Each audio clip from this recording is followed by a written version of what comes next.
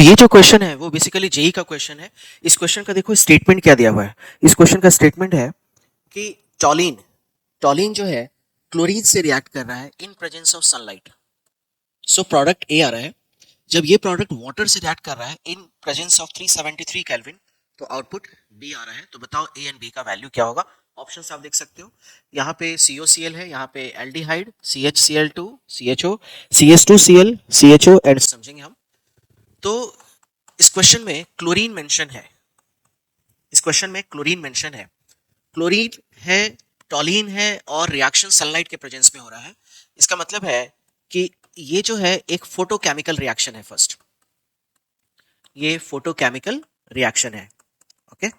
और अगर ये फोटोकेमिकल रिएक्शन है तो ये रिएक्शन में फ्री रेडिकल का फॉर्मेशन होगा, ठीक है। इस रिएक्शन में फ्री रेडिकल का फॉर्मेशन होगा। तो सेकंड जो इसमें कॉन्सेप्ट है कि यहां फ्री रेडिकल का फॉर्मेशन होगा। तो क्लोरीन को अगर हम ब्रेक करें तो Cl2 क्लोरीन का होमोलिटिक फ्यूजन होगा एंड फ्री रेडिकल्स बन जाएंगे और ये बन जाएगा 2 chlorine free radical. Free radical के लिए कंपल्सरी कंडीशन है homolytic fusion. So there are 2 type of bond fusion, one is homolytic fusion और the second is heterolytic fusion. तो यहाँ पे ये होमोलिटिक फ्यूजन पॉसिबल है। अच्छा, हेटेरोलिटिक फ्यूजन अगर होगा तो पॉजिटिव एंड नेगेटिव चार्ज का फॉर्मेशन होता है, ओके। जो थर्ड कॉन्सेप्ट यहाँ पे जो ध्यान देना है कि अगर यहाँ होमोलिटिक फ्यूजन हो रहा है तो क्लोरीन तभी रिएक्ट करेगा जब टॉलिन में भी होमोलिटिक फ्यूजन हो।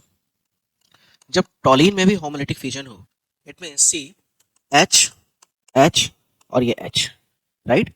तो ये जो बॉन्ड है इसमें 2 इलेक्ट्रॉन है, तो इलेक्ट्रॉन्स के इक्वल ट्रांसफर होंगे दोनों साइड।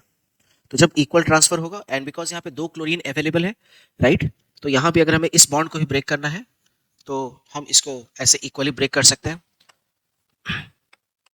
तो ब्रेक करने के बाद यहाँ पे 2 क्लोरीन है, 2 बॉन्ड फ्यूजन होगा और यहाँ से CCl एंड H है ना। हेंस ए जो प्रोडक्ट होगा हमारा ये होगा। तो ऑप्शन अगर देखें तो COCl है, CHCl2 है, CHCl2, तो सेकंड ऑप्शन होना चाहिए क्योंकि यहाँ तो CH2Cl है और ये CHCl2 है। फिर इसका हम हाइड्रोलिसिस कर रहे हैं, है ना। सो कॉन्सेप्ट 4 पे आते हैं। तो जब मैं इसका हाइड्रोलिसिस करूंगा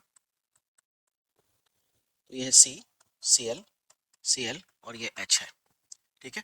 अब कार्बन एंड क्लोरीन यहाँ पे हाइड्रोलिसिस रिएक्शन है, ठीक है। वाटर हम ऐड कर रहे हैं तो नॉर्मली H2O को अगर हम ब्रेक करेंगे तो H प्लस OH माइनस से सप्लाई करेगा। तो OH माइनस एक न्यूक्लियोफाइल है और अगर ये न्यूक्लियोफाइल है तो हम इसमें SN1 रिएक्शन लगा सकते हैं। SN1 रिएक्शन क्या कहता है कि फर्स्ट तुम्हें कार्बोकैटायन बनाना पड़ेगा। तो अगर मैं कार्बोकैटायन बनाऊं तो ये क्लोरीन अगर बाहर जाएगा तो चांसेस है, बिकॉज क्लोरीन का इलेक्ट्रोनेगेटिविटी कार्बन से ज़्यादा होता है, इसलिए इलेक्ट्रॉन क्लोरीन की तरफ शिफ्ट हो जाएगा। तो यहाँ पे पॉजिटिव चार्ज आएगा, देन क्लोरीन और ये हाइड्रोजन, ठीक है। और ये जो OH है तो एक बार जब कार्बोकैटायन का फॉर्मेशन हो गया तो OH उस पर जाकर के अटैक कर देगा। तो जब अटैक कर देगा तो क्या पॉसिबल प्रोडक्ट हो सकता है, यह Cl, ये OH and then H, okay.